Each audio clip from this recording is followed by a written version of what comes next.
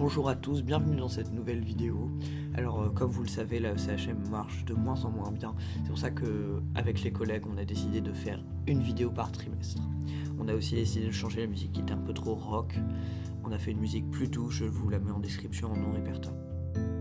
Aujourd'hui, nous allons parler de la Coupe du Monde au Qatar et pourquoi elle fait polémique. La Coupe du Monde au Qatar est déjà prévue depuis 2008 par la FIFA et pourtant ne fait polémique que maintenant. Si elle fait bien parler d'elle, c'est notamment car elle se déroule en hiver, car les conditions climatiques du Qatar sont trop rudes pour les joueurs en été. Donc l'émir du Qatar a pris la décision que les stades seraient climatisés pour de meilleures conditions climatiques.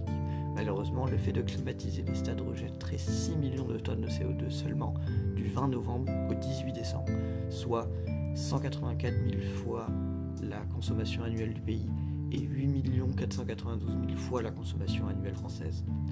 Pourtant, les dirigeants du pays annoncent 2 fois moins de tonnes de CO2 que la réalité. Ils disent également que la Coupe du Monde est respectueuse de l'environnement et que l'énergie n'est produite que grâce à des panneaux solaires, sauf qu'ils utilisent des fluides frigorigènes qui sont très mauvais pour l'effet de serre. Les dirigeants français font aussi abstraction du problème. Elisabeth Borne, par exemple, a déclaré « Ce n'est pas mon signal, c'est l'organisation de la Coupe du Monde. C'est le choix qui a été fait, on ne va pas changer de pied maintenant. » Et Emmanuel Macron a détourné le sujet en disant qu'il ne fallait pas politiser le sport.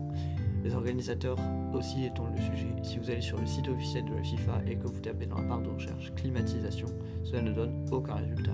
La Coupe du Monde est donc un désastre écologique énorme, sans parler du désastre social. Beaucoup de gens appellent au boycott, mais celui-ci n'a pas marché et la Coupe du Monde ayant déjà commencé, il n'y a plus rien à faire. Merci d'avoir regardé cette vidéo, on se retrouve dans quelques semaines pour une vidéo sur la guerre en Ukraine.